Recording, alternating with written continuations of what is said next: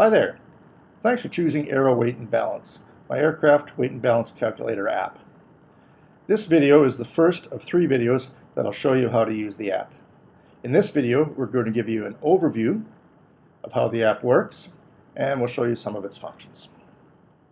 Let's get started.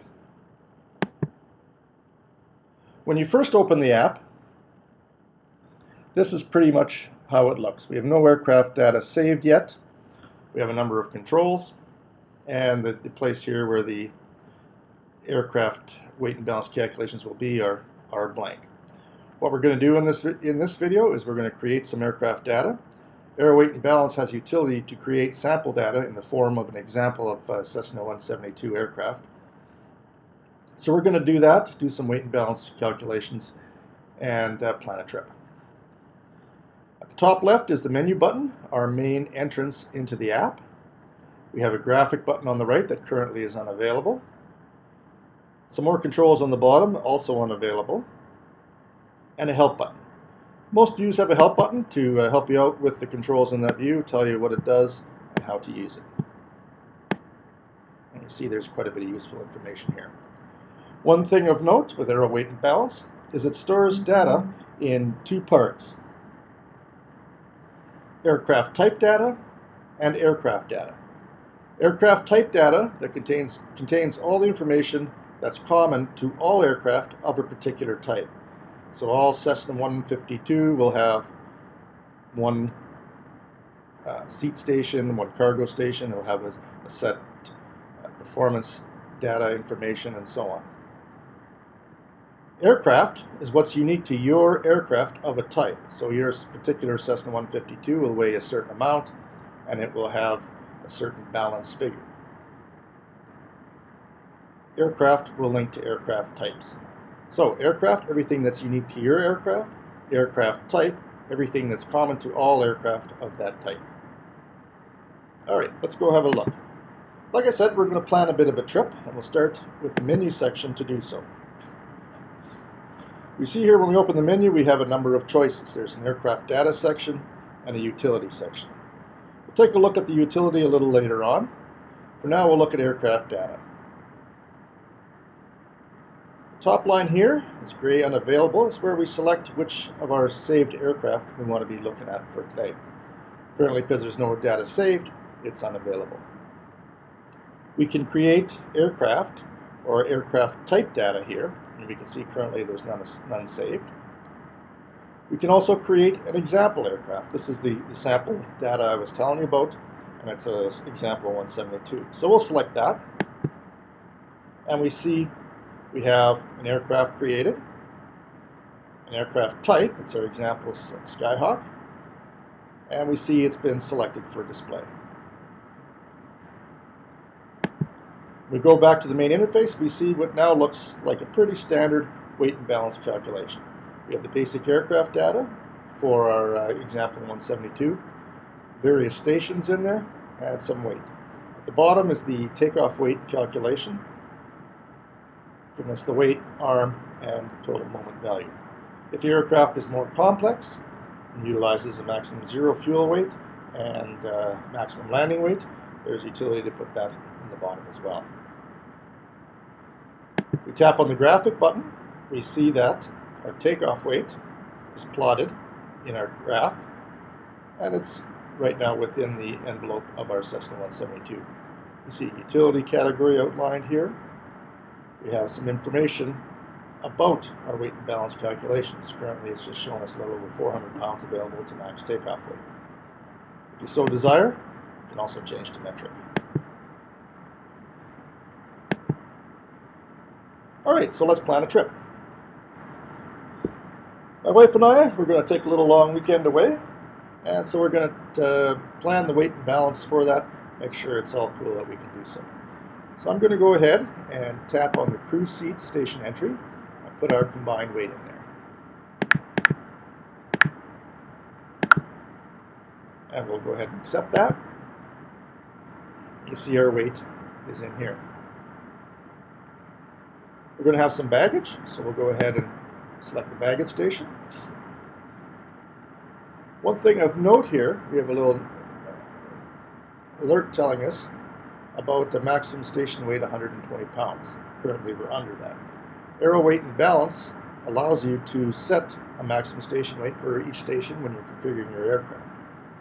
For our cabin baggage area on the 172, we have it set to 120 pounds.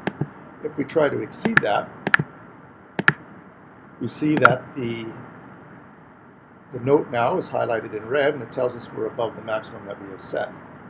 If I accept it, we see that that station is now highlighted in red text. So we'll go back. We don't have that much baggage. We'll set it to 40 pounds. And we see the alert has gone away. The other thing of note is each station weight allows us to use metric values as well. That way, if you have a package, you know its weight in metric, but you don't have any pounds handy, you can go ahead and enter it in kilograms if you require. We'll accept that.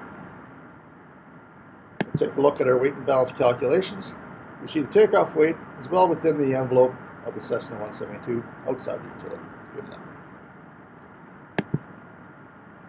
We can save that data in a PDF format. We can send it to an AirPrint printer for printout. We can send it to an email or as a message, basically save it as a PDF. Someone else is viewing aero weight and balance and you want to give them the aircraft information you have saved for your aircraft, you can actually also use the export data to email it, use an iCloud link, or to even airdrop it. However, as we were talking about our trip for the weekend and making our plans, my 2 teenage kids decided they wanted to come with us too. I said, oh, well, let's see, can we do that? Is it even possible that we can bring them along? So we select the rear seats and we're going to put them back there. I'll put their combined weight on the rear seat station. And we'll accept that. And we see something's happened here now. The banners have turned red. If we look here at our takeoff weight calculation, it's a little over 2,300 pounds now. Max gross weight for our Cessna 172 is actually 2,300 pounds.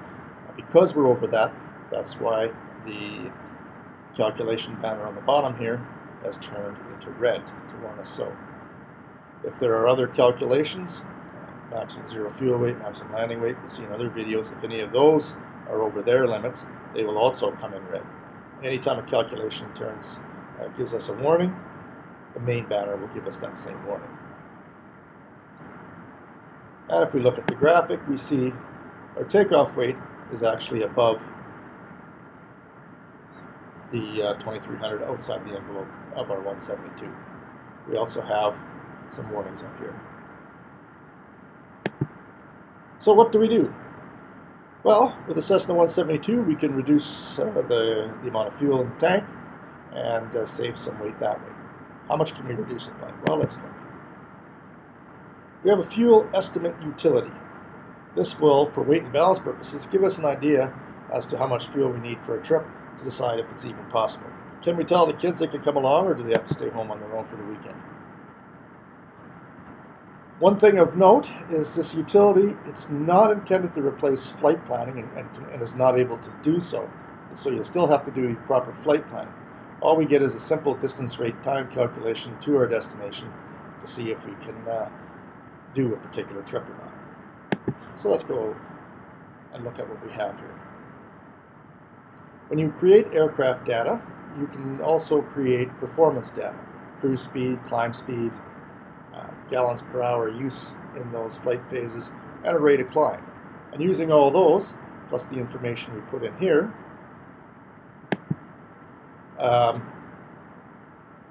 we get an idea on how much fuel we need for a particular trip. We do an estimate of our ground speed. Our Cessna 172 has a cruise speed of 104 knots. We can apply a bias as required to see what our ground speed will be. We'll just give ourselves a little bit of safety factor here. We'll take 10 knots off, and we'll estimate our ground speed at 94 knots. Distance to our destination. Have a look, it's only 81 miles, no problem. little bit mountainous, plus over some open water at one point, so we're going to climb up a little bit. We're going to fly this flight at 5,500 feet. I've entered 55 in here. Error, weight, and balance will assume I mean 5,500 and go and enter that in there for me. We're going to tell the app that we're going to climb en route to our destination. What that means is it will calculate how far in the direction of our destination we will be when we get up to our climb altitude, and take that off when calculating the cruise distance to the destination. Our reserve fuel, VFR minimums, 30 minutes.